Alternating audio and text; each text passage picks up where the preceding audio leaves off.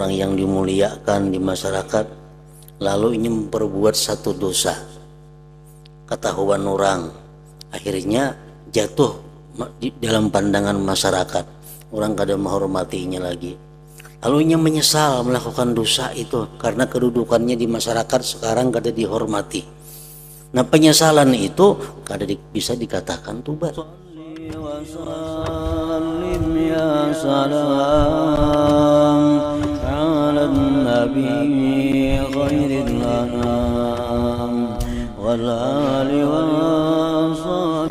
Bismillahirrahmanirrahim. Alhamdulillahirabbil alamin. Wassalatu wassalam ala asyrafil anbiya wal mursalin Sayyidina wa maulana Muhammadin wa ala alihi wa sahbihi ajmain.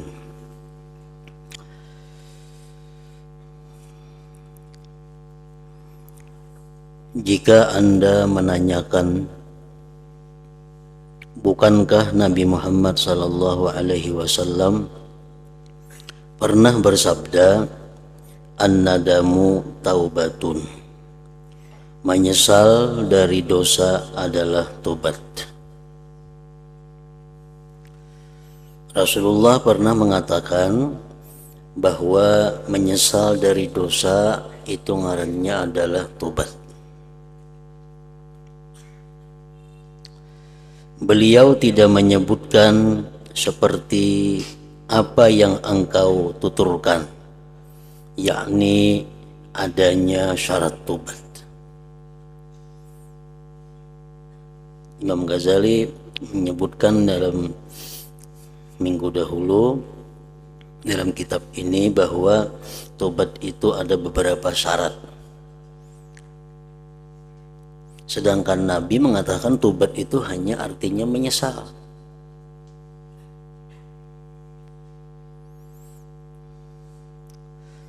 Itu berarti engkau memberati orang yang hendak bertobat.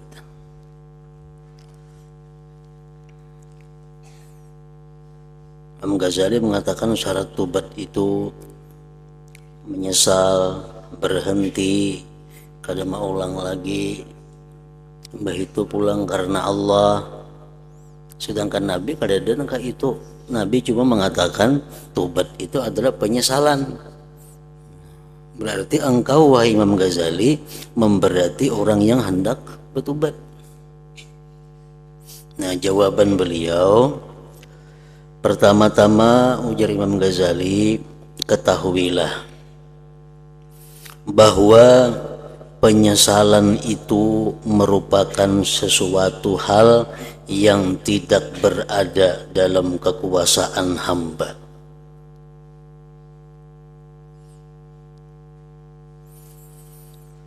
Menyesal itu adalah di luar daripada kemampuan kita. Kawalah kita menyesali sesuatu, amunnya kada hendak menyesal kada kawa. Umpamanya kita tadi melakukan sesuatu perbuatan, umpamanya minum susu. Untuk minum susu, kawalah kita menyesal minum susu. Nah, kadinya kawa apa menyesal? Menyesal itu di luar kemampuan kita. Kadang-kadang kita kada hendak menyesal, jadi menyesal. Nah, jadi menyesal itu di luar kemampuan seorang hamba. Cobalah pikir, orang-orang kadang-kadang menyesal lantaran melakukan berbagai hal, tetapi sebenarnya ia tidak mempunyai kehendak menyesal. Ada orang yang menyesal setelah melakukan perbuatan, padahal ia kada hendak menyesal. Nah, sebaliknya tobat,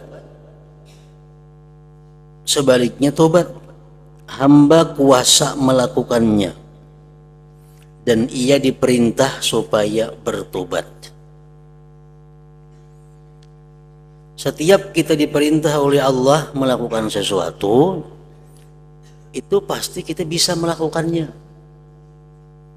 Pasti sesuatu itu berada dalam kemampuan kita. Karena Allah kadang akan memerintahkan hambanya yang kada mampu. Allah kadang akan memerintahkan kepada hambanya sesuatu yang di luar daripada kemampuan hambanya.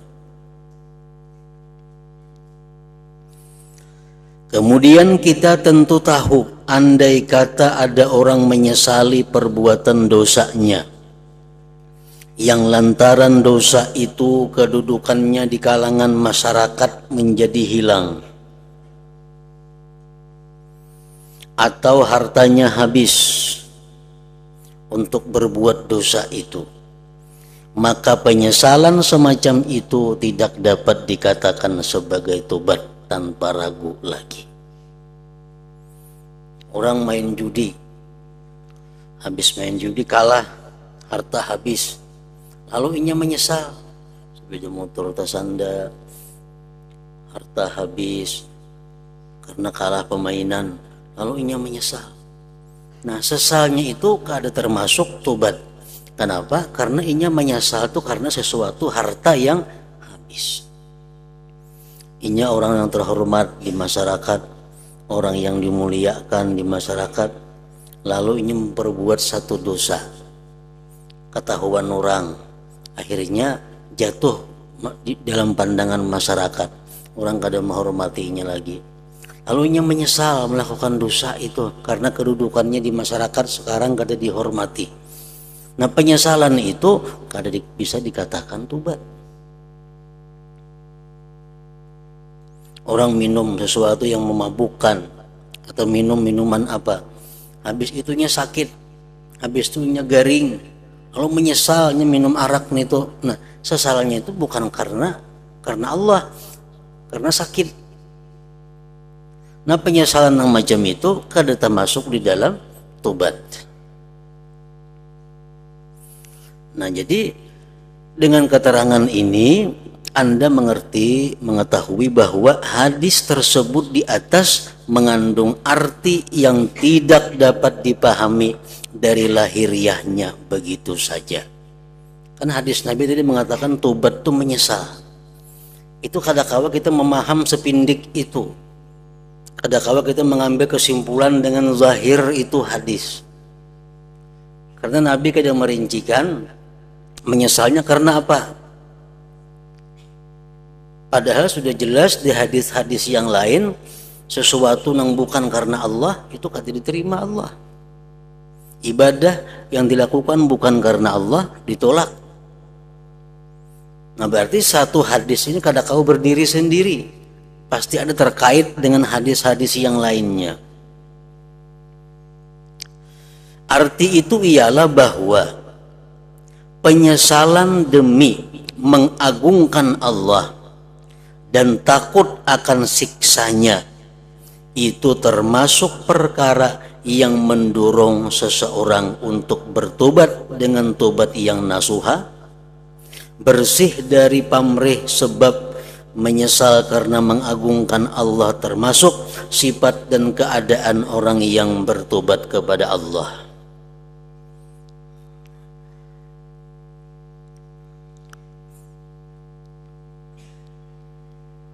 Penyesalan demi mengagungkan Allah dan takut akan siksanya, nah itu termasuk perkara yang mendorong seseorang untuk bertobat dengan tobat yang nasuha. Kalau menyesalnya itu karena takut kepada Allah, kalau menyesalnya karena takut, karena mengagungkan Allah, nah itu baru penyesalan yang membawa kepada tobat nasuha. Bersih dari pamrih sebab menyesal karena mengagungkan Allah termasuk sifat, menyesal karena mengagungkan Allah termasuk sifat dan keadaan orang yang bertobat kepada Allah. Kalau orang ingat kepada 3 macam pendahuluan tobat di atas, ia pasti menyesal. dan penyesalannya itu dapat mendorong dirinya untuk meninggalkan pilihan berbuat dosa.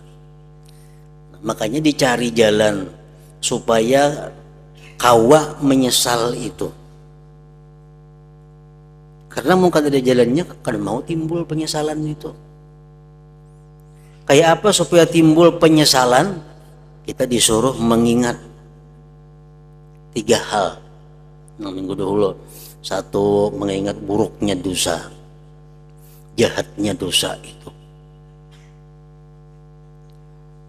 Yang kedua, betapa sakitnya siksaan Allah di akhirat. Yang ketiga, mengingat lemahnya tubuh kita menghadapi siksa itu. Nah, 3 hal itu kalau kita ingat, kita renungi, itu bisa menumbuhkan sesal dalam berbuat dosa. Nah, sesal dari hal-hal yang 3 itu dinamakan adalah tobat. Kalau sesalnya karena pamrih, sesalnya karena hal-hal lain, itu kada bisa dikatakan penyesalan yang artinya tobat itu. Penyesalan orang semacam ini akan tetap bersemayam di hatinya pada waktu-waktu mendatang, sehingga akhirnya penyesalan tersebut menggerakkannya untuk mau merendah diri di hadapan Allah Subhanahu wa Ta'ala. Jadi maksud Imam Ghazali bahwa tobat itu ada syarat-syaratnya, tobat itu ada pendahuluan-pendahuluannya, bukan mempersulit orang yang hendak tobat, kada, tapi justru mengajarkan bahwa bagaimana tobat itu yang nasuha. Penyesalan dari apa supaya tobat itu benar.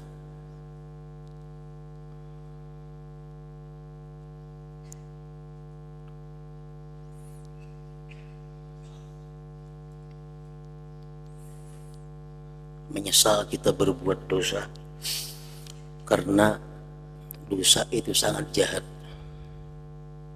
membuat aku jauh dari rahmat Allah, membuat sedih Rasulullah, mengingat bagaimana siksa Allah di akhirat dengan dosa yang kulakukan itu. Nah, kemudian lagi mengingat betapa lemahnya badanku menghadapi siksa Allah yang berat itu. Nah, lalu menyesal. Kayak apa sesalnya itu? Sesalnya itu macam apa ukuran sesalnya? Ini orang ada yang menyesal benar, ada yang kada seberapa menyesal, tapi menyesal juga.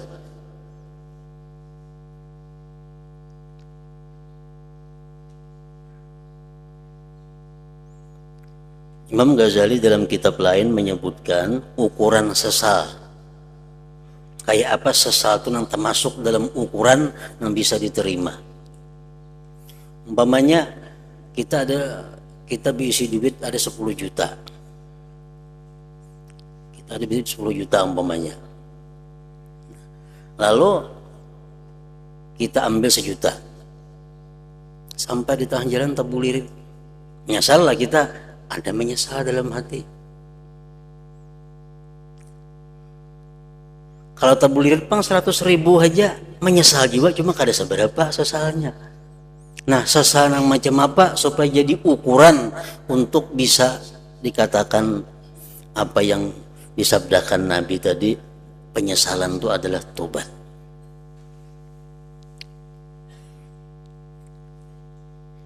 Ya, pendapat ulama ada yang mengatakan bahwa sesal itu hanya bisa dikatakan menyesal kalau hanya menangis. Nah, kalau menangis, ingat buruknya dosa, mengingat beratnya siksa, mengingat lemahnya badan menghadapi siksa. Kalau menangis itu sudah masuk.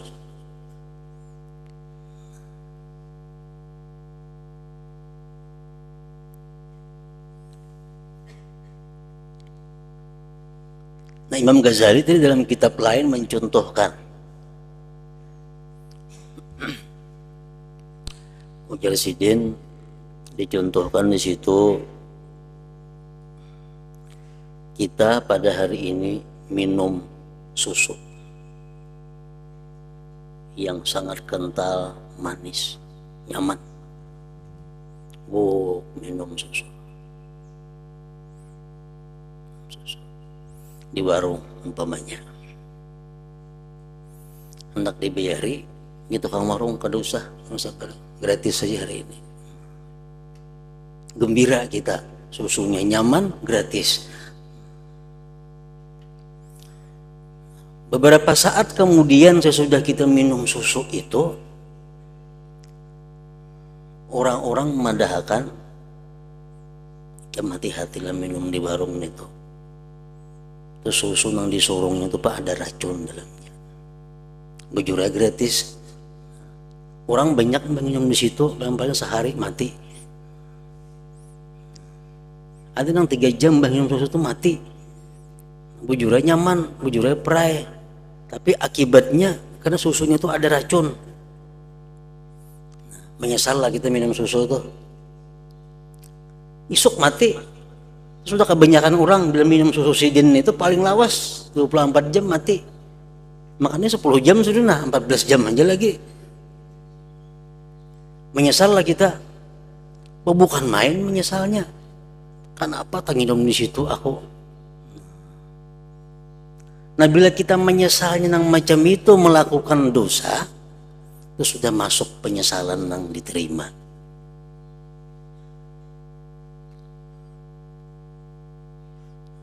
Jadi bandingannya adalah nyawa.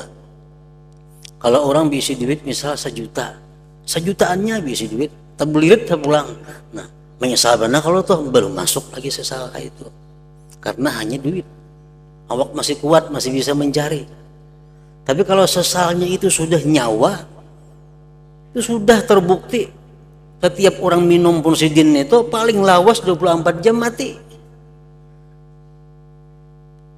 Belum ada yang selamat lagi. Nah, seorang tak minum tadi, dan ini 10 jam sudah, nah 14 jam lagi giliran ku mati ini. Nah, kayak apa menyesalnya bukan main. Bisa menangis. Nah, bila menyesal kalau macam itu, kita melakukan dosa. Itu penyesalan yang termasuk di dalam jar Nabi kita tadi, an-nadam taubatun. Jadi disuruh kita mengingat begitu buruknya dosa. Cari pengetahuan apa-apa buruknya dosa itu. Terus cari ilmu bagaimana bahayanya dosa itu. Kalau racun tadi diminum bisa mematikan jasad kita, tapi kalau dosa itu kita lakukan, itu bisa mengakibatkan kita disiksa dalam waktu yang kita kada tahu berapa lawasnya.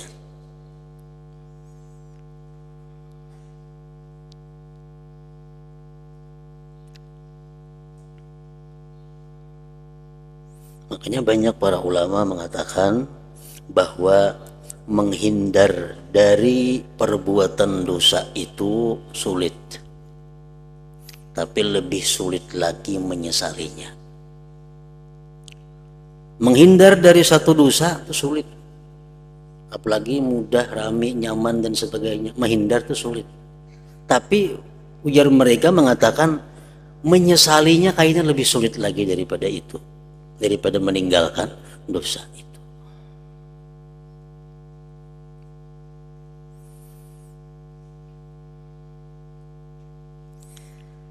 Penyesalan orang semacam ini akan tetap bersemayam di hatinya pada waktu-waktu mendatang, sehingga akhirnya penyesalan tersebut menggerakkannya untuk mau merendah diri di hadapan Allah. Karena penyesalan termasuk salah satu sebab orang mau bertobat, dan termasuk sifat orang yang bertobat. Maka penyesalan disebut-sebut oleh Rasulullah dengan nama tobat, hingga beliau bersabda, penyesalan adalah tobat.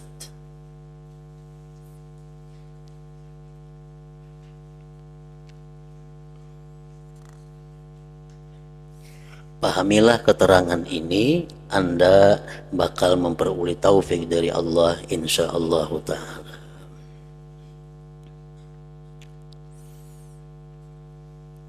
Bila Anda bertanya, bagaimana mungkin orang dapat hidup tanpa melakukan dosa sama sekali?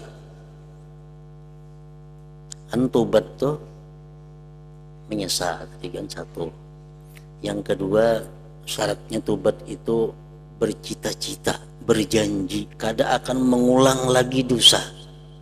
Baik dosa itu atau dosa yang seperti itu. Kada akan mengulang lagi. Lalu ada yang bertakun, bagaimana mungkin orang dapat hidup tanpa melakukan dosa sama sekali, baik dosa kecil maupun dosa besar. Sedangkan mengenai para nabiullah sendiri yang merupakan hamba-hamba mulia di sisi Allah, terdapat perselisihan pendapat di kalangan para ulama. Apakah mereka dapat mencapai kedudukan ini, tidak berdosa sama sekali ataukah tidak? Sedangkan para nabi aja khilaf ulama. Apakah mereka itu mampu menghindar dari seluruh dosa yang kecil-kecil, ataukah mereka mau berbuat dosa-dosa yang kecil? Itu pun khilaf ulama. Nabi itu, apalagi yang bukan nabi. Kaulah kita berjanji tobat itu, aku berjanji kada hendak lagi berbuat dosa ini. Mana mungkin nangka itu? Nabi-nabi aja dihilafkan ulama, apalagi orang biasa. Nah, kalau kita kena melakukan dosa, apakah kita melanggar janji, berdosa pulang? Ujar nambah takun ini.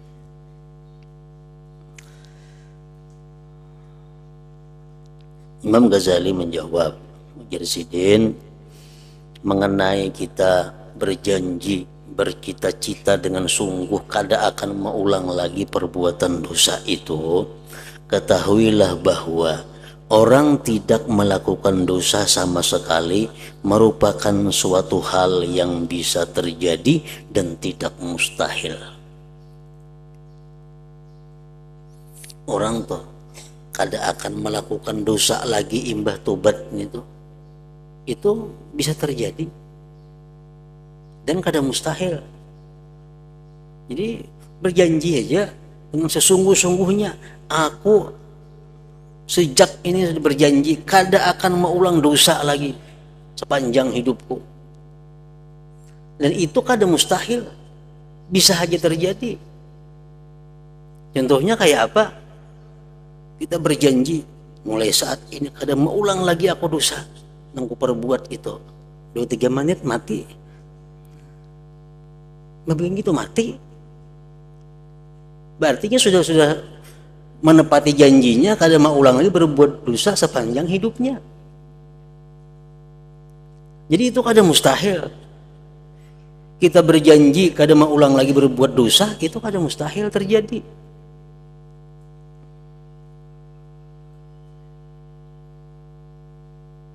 Ya, contohnya tadi tengah malam bisa bertobat lawan Tuhan, kada akan mengulang lagi perbuatan dosa, menangis sudah macam-macam, menyesal. Beringinya subuh ada bangun lagi, mati orangnya.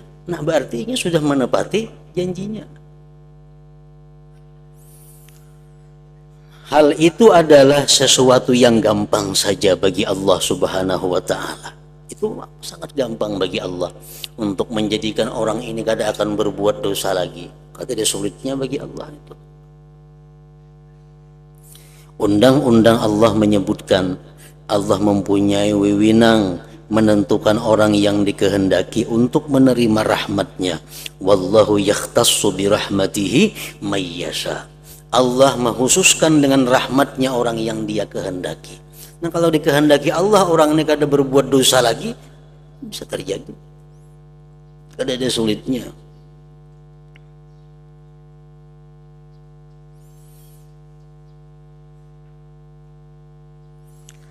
Lalu di antara syarat tobat, orang harus tidak dengan sengaja melakukan dosa. Kan tobat, kan kita tobat. Tobat yang kita lakukan ini bisa batal, bisa utuh, selamat. Di antara syarat tobat yang kada batal, yang terus menerus, yang utuh, itu tidak ada kesengajaan melakukan dosa. Adapun kalau orang tersebut terjerumus ke dalam dosa lantaran lupa atau keliru, maka yang demikian bisa dimaafkan dengan anugerah Allah. Ini merupakan suatu hal yang mudah bagi orang yang diberi taufik oleh Allah Ta'ala. Nah, perkara kita habis tobat itu karena kada sengaja melakukan dosa, itu dimaafkan Allah. Kada membatalkan lawan tobat, lawan janji kita itu. Nang bisa membatalkan janji itu nang bersengaja berencana melakukan dosa. Nah itu kalau orang memperbuat dosa tapi inya kada sengaja, tapi inya lupa, itu kada diperhitungkan. Tobatnya masih tetap utuh, tetap selamat. Dan itu pun Allah sangat mudah memberikan taufik hidayah kepada orang untuk menghindarkan orang daripada dosa-dosa itu.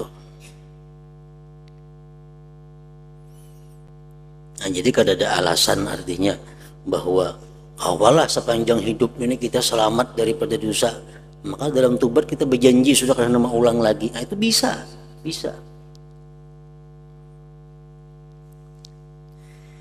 Jika Anda berkata yang mencegahku untuk bertobat hanyalah karena aku mengetahui artinya bahwa aku pasti bakal kembali melakukan dosa dan tentu tidak akan mampu terus menetap pada tobat.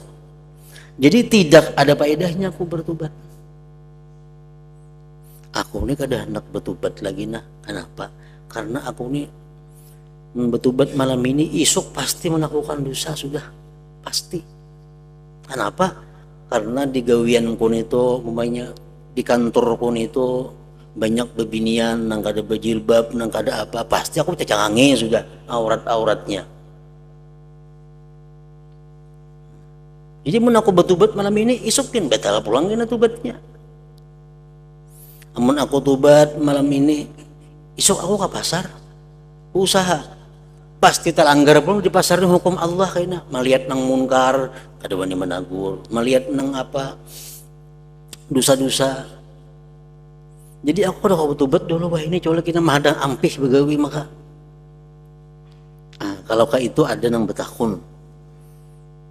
Aku kada kau tobat, kenapa? Karena isok kan tagawi pulang tobat nito. Dosa nito kada kau terlepas. Nah,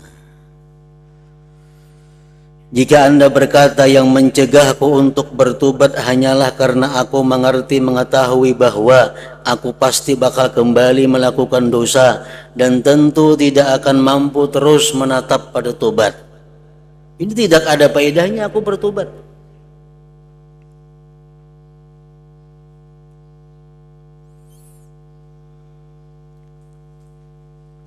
Umpamanya seorang perempuan pegawai di tempat itu kada boleh mengenakan jilbab umpamanya. Si bini-bini ini begawi di kantor atau di mana nang peraturan itu kada boleh di situ pakai jilbab. Lalu jarinya mau aku tobat malam ini, nah isok aku aja nggak kantor pulang, bapak aku tobat karena isok pasti tagawi pulang dosa itu. Jadi bekain aja bertobat, udah sudah sampai begawi di situ. Nah, kalau begitu, ujar Imam Ghazali, maka ketahuilah bahwa apa yang Anda kemukakan itu sebetulnya termasuk di antara bujukan syaitan. Itu bujukan syaitan. Ikam toh di hati, amun aku tobat nah hari ini, isuk aku pasti pulang buat dosa. Jadi kalau dosa tobat dulu. Nah itu bujukan syaitan.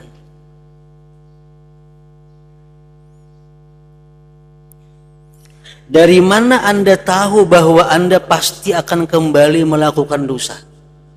Di mana kamu wani pasti mun aku tobat malam ini aku esok pasti pulang melakukan dosa. Di mana kamu tahu pada pasti esok melakukan dosa? Kalaulah kita memastikan itu, mun aku nih tobat malam ini, esok kayaknya aku pasti membuat dosa pulang. Di mana tahu pasti ini tuh? Nah itu bujukan syaitan. Dari mana Anda tahu bahwa Anda pasti akan kembali melakukan dosa? Boleh jadi Anda mati dalam keadaan bertobat sebelum Anda terperosok ke dalam dosa lagi. Waktu tobat malam ini dulu, isok lain kisah pulang kayaknya. Berusia subuh-subuh kayaknya mati.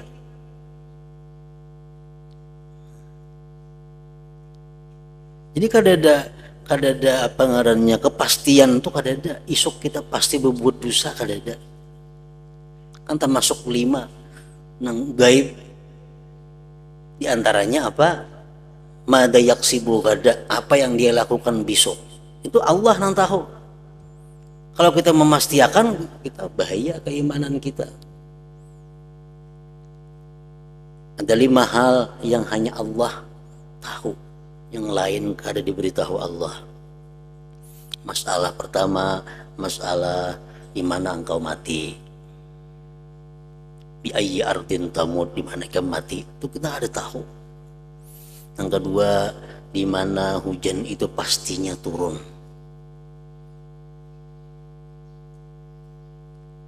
Yang ketiga, apalagi kiamat bila terjadinya. Nah, yang keempat, yang dalam parut ini dalam rahim ibu tuh, laki-laki kah, bini-bini kah, orang celaka kah, orang beruntung kayaknya, itu hanya Allah yang tahu. Yang kelima, apa yang kita kerjakan isok, dosa kah isok digawe kina, pahala kah, untung kah, rugi kah, itu kada tahu. Jadi mun kita bapasti itu salah. Mun aku tobat isok ini pasti tegawe dosa gua, di mana tahu pasti ini tuh. Boleh jadi Anda mati dalam keadaan bertobat. Nah, jadi baik tobat dulu. Isok lain kisah pula. Dan Allah kada akan marah. Walaupun 70 kali sehari kita melanggar tuh kada marah Tuhan.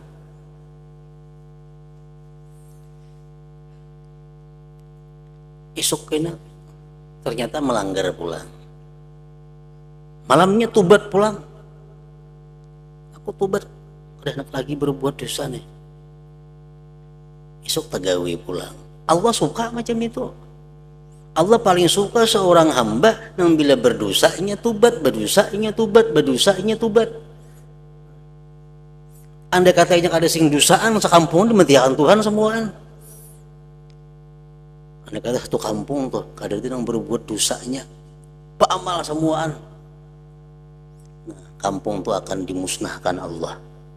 Akan diganti dengan kampung nang mbahno berdosa, mbahno tubat, mbahno berdosa, mbahno tubat. Supaya apa? Supaya berguna semuaan sifat-sifat Allah, yang pengampun, semuaan baik, nah apa diampuni.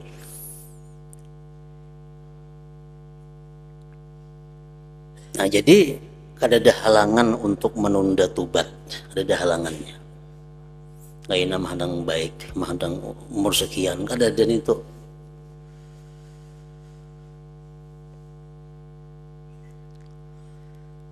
Boleh jadi Anda mati dalam keadaan bertobat sebelum Anda terperosok ke dalam dosa lagi. Mengenai kekhawatiran akan kembali melakukan dosa. Mun aku tobat, aku ini khawatir. Kalau tegawi dosa pulang. Itu adalah tugas Anda untuk mempunyai tekad kuat dan bersungguh-sungguh tidak akan kembali melakukan dosa. Yang penting kita punya tekad. Pokoknya aku perkara esok aku udah tahu. Pokoknya aku malam ini aku tobat. Iya, sejak aku tobat aku udah hendak lagi melakukan dosa. Kita bertekad dengan sekuat-kuatnya. Nah, tugas kita itu masalah kaina isok itu urusan Allah. Allah menuntut kita cuma bertekad dengan sekuat-kuatnya bahwa sesudah ini aku kada memperbuat dosa lagi.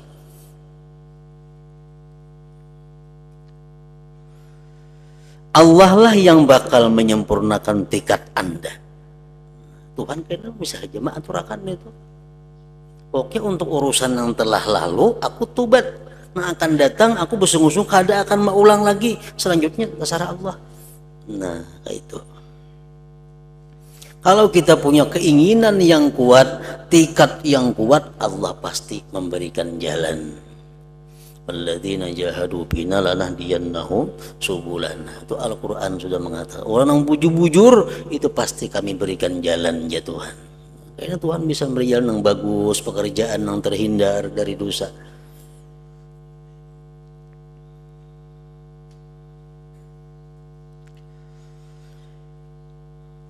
Allah lah yang bakal menyempurnakan tekad Anda. Jika Allah menyempurnakannya, itulah yang dimaksud dengan anugerah darinya Allah Subhanahu wa ta'ala. Misalnya kita bertekad sudah untuk meninggalkan dosa malam itu, tekad kita kuat, Allah sempurnakan tekad itu, niscaya pada siang harinya kita tertutup hati untuk begawi di situ. Bisa terjadi Allah berikan jalan pekerjaan yang lain yang selamat daripada dosa. Nah itu kalau Allah menyempurnakan tekad kita tadi. Dan kalau Allah tidak menyempurnakannya, kita sudah bertekad tapi Allah kadang menyempurnakan tekad kita, itu bisa aja terjadi juga. Karena urusan menyempurnakan itu urusan yang harus bagi Allah, bukan kewajiban bagi Allah, urusan yang harus. Kita sudah bertekad malam tadi, kadang lagi berbuat dosa, tapi Allah kadang menyempurnakan, bisa terjadi juga. Jika Allah dan kalau Allah tidak menyempurnakannya, esok tobat dah malam tadi, esok nggak dosa pulang, esok nggak dosa pulang. Nah, Allah kadang menyempurnakan bang tekad kita nih. Esok pas juga tak perbuat dosa pulang. Dan kalau Allah tidak menyempurnakannya, maka Anda sudah beruntung, karena Allah mengampuni dosa Anda yang telah lewat dan Anda terlepas dari dosa. Untung sudah kita. Mun isuk tuh kita tak perbuat pulang dosa itu, untung juga dosa yang lalu sudah terhapus. Nah, jadi kada ada alasan sedikit pun untuk menunda tobat ini. Orang betul-betul kada ada ruginya. Isuk memperbuat dosa pulang, nang semalam dihapus sudah dosanya. Mungkin ada tobat pun betul-betul tumpuk jadinya.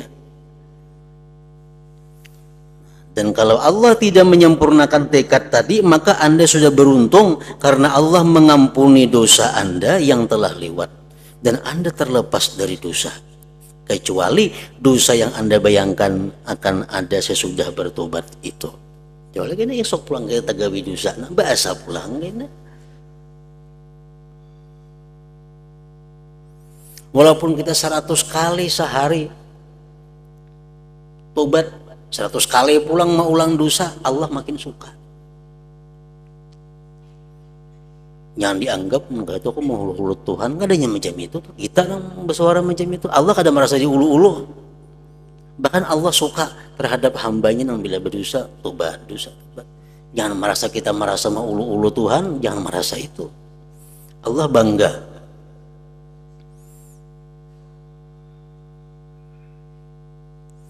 Ini merupakan keuntungan besar dan faidah yang sangat agung. Jadi jangan sampai Anda tercegah dari tobat hanya karena takut akan kembali melakukan dosa. Jangan sampai. Yang penting saat ini aku tobat. Urusan kaina itu urusan Allah Ta'ala. Yang penting aku bercita-cita, bertekad nang kuat kada akan mengulang lagi.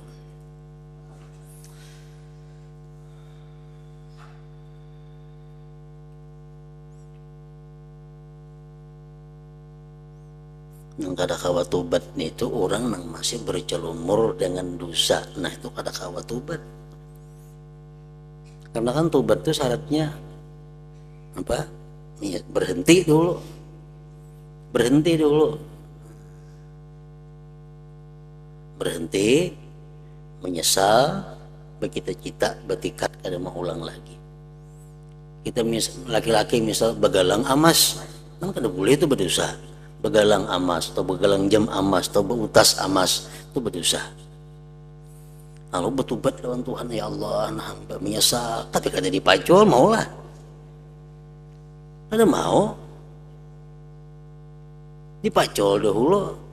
Nah, pacul gelang jamnya, pacul utasnya, andak dalam lemari, bampih, aku menyesal dan bercita-cita isuk kena tak pakai pulang kada jadi masalah. Besok tubat pulang kaina. Yang penting waktu kita tubat tuh jangan bandak di awak nah haram itu. Nah sama orang melakukan riba kayak itu juga. Orang ini gawian mau tanggakan duit berbunga atau ingin berhutang duit berbunga. Ya Allah, hamba tubat daripada riba. Tapi kada ampih, kada bercabut di bunga itu nah. Itu ngaran ulu-ulu Allah ngarannya. Amun ditarik sudah, aku hutang lawan ikam bunga, stop, ke sini aja kena kulunasi. Aku mau hutangkan lawan ikam berbunga, ampihan kita ngutang nang sawajarnya aja. Nah, hanyar tubat, nah itu akoran itu atau kada mau ulu-ulu Tuhan. Mon masih berjalan aja hari-hari ini tuh, ngaran tadaptar aja masih di situ, itu nggak mau ulu-ulu Tuhan ngarannya betubat.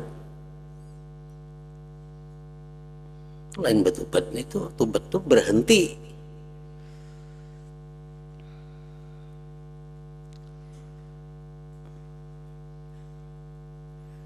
Jadi jangan sampai Anda tercegah dari tobat hanya karena takut akan kembali melakukan dosa.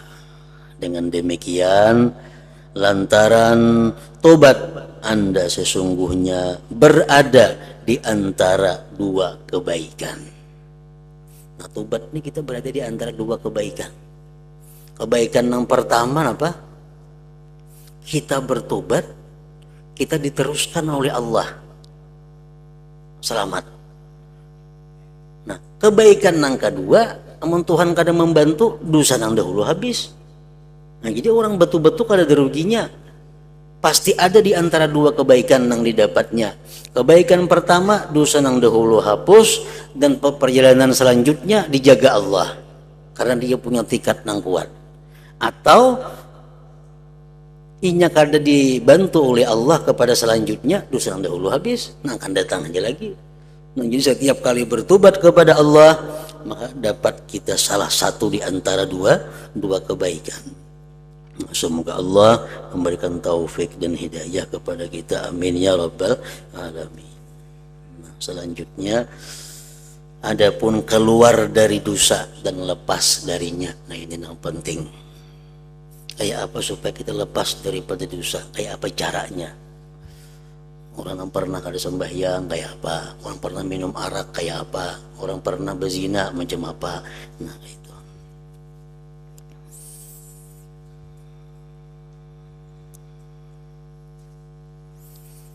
Hadratin Nabi sallallahu alaihi wasallam, Al-Fatihah. Iyyaka na'budu wa iyyaka nasta'in.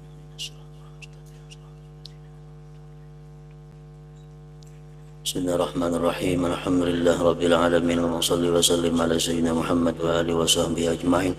Allahumma ighfir lana ma akhtana wa ma ta'ammadna wa ma asrarna wa ma a'lanna wa ma asrafna wa ma anta a'lam bihi minna, antal muqaddim wa antal muakhir, la ilaha illa anta.